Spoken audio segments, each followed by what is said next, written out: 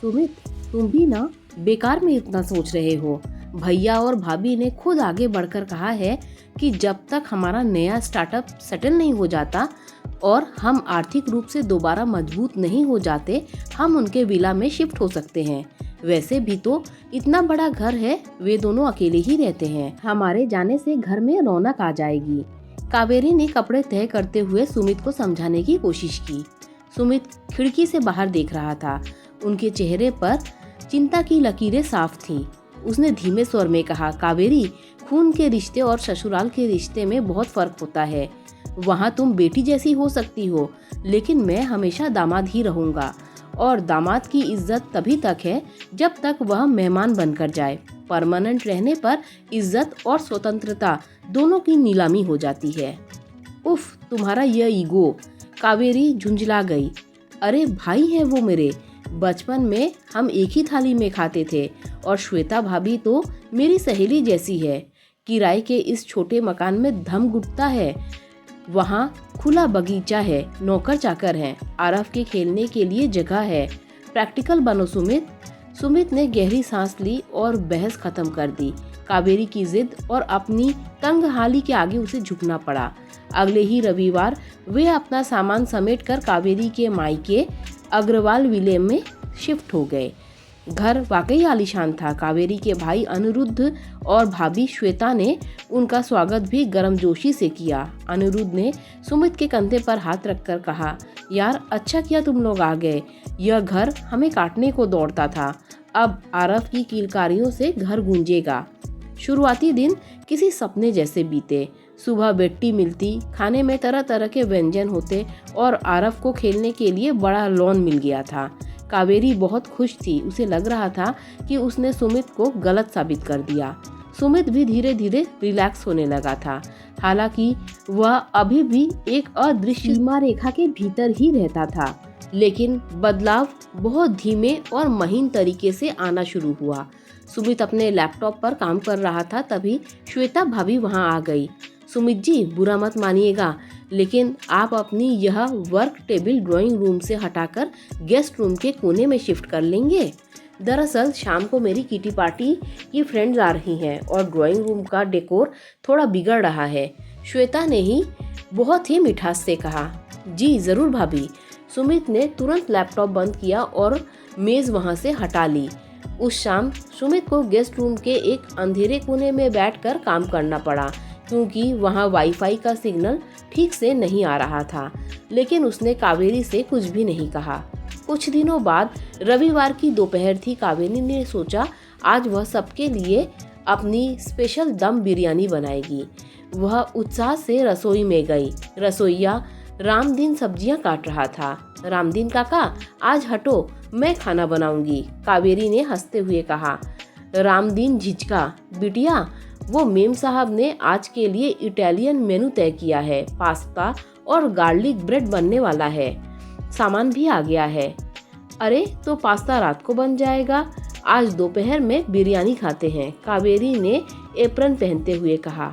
तभी श्वेता वहां आ गई। अरे कावेरी, तुम क्यों परेशान हो रही हो? और प्लीज आज बिरयानी मत बनाओ।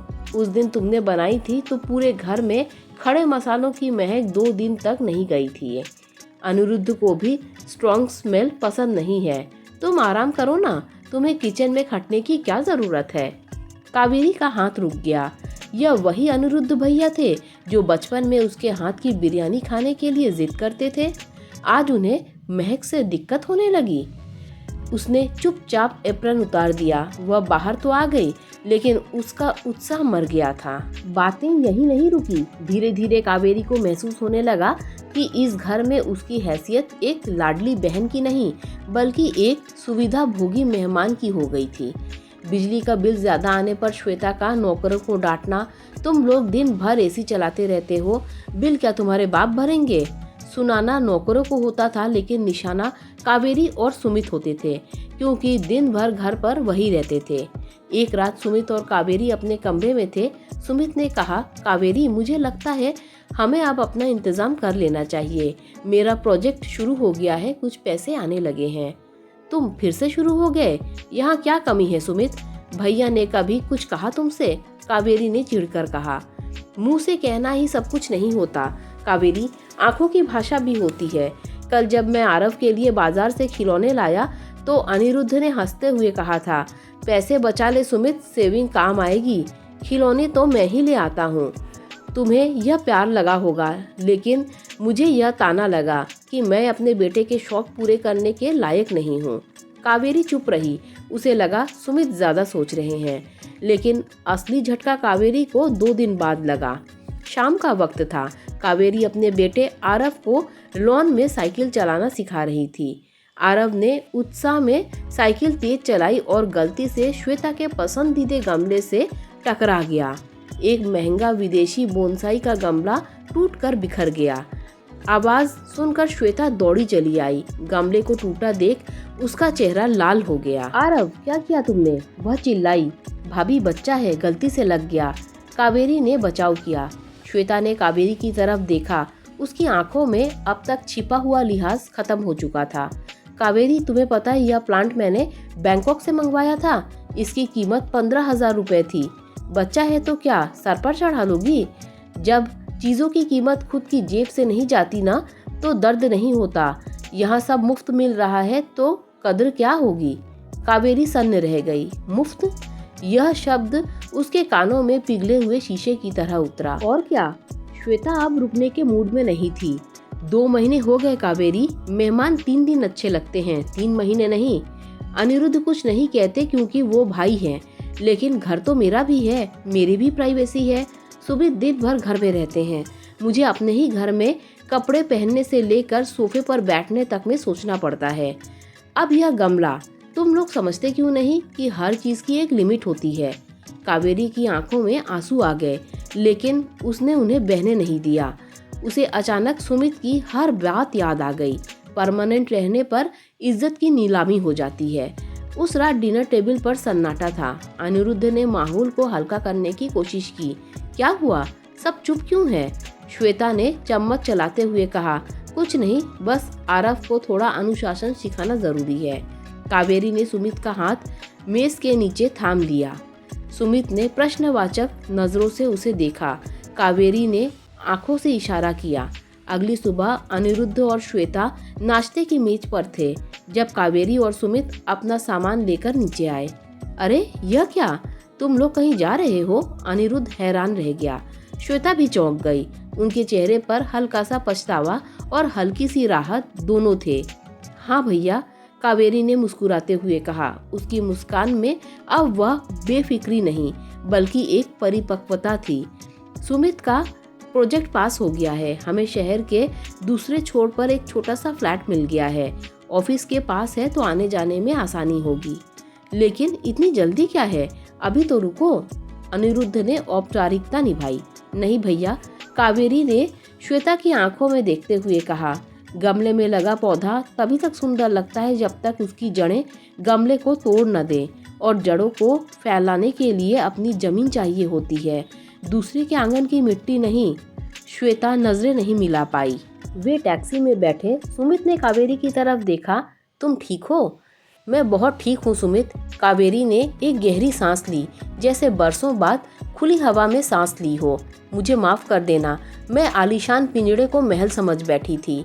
मुझे समझ में नहीं आया कि दूसरे के घर में रानी बनकर रहने से बेहतर है अपनी झोपड़ी की मालकिन बनकर रहना। 2 घंटे बाद एक पुराना, थोड़ा सीलन भरा 1 BHK फ्लैट।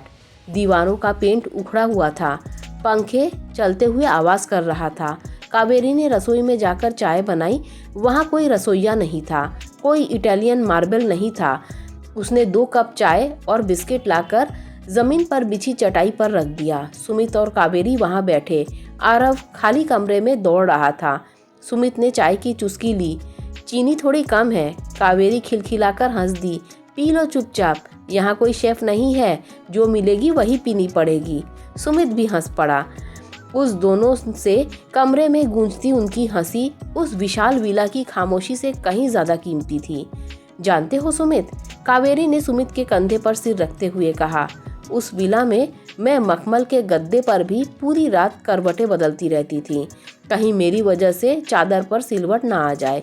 और यहाँ इस सख्त जमीन पर भी मुझे लग रहा है कि मैं दुनिया के सबसे आरामदायक बिस्तर पर हूँ। सुमित ने मुस्कुराते हुए कहा, इसे ही कहते हैं सुकून कावेरी। कावेरी ने मन ही मन उस टूटे हुए गमले को धन्यवाद दिया। अगर वह नहीं होता तो शायद उसका भ्रम कभी नहीं टूटता। उसने समझ लिया कि स्वाभिमान की रोटी अपमान के 56 भोग से कहीं ज्यादा स्वादिष्ट होती है। घर ईंट पत्थरों से नहीं, अधिकार और आज़ादी से बनता है। और आज इस छोटे से किराए के मकान में वे सचमुच अपने घर में थे।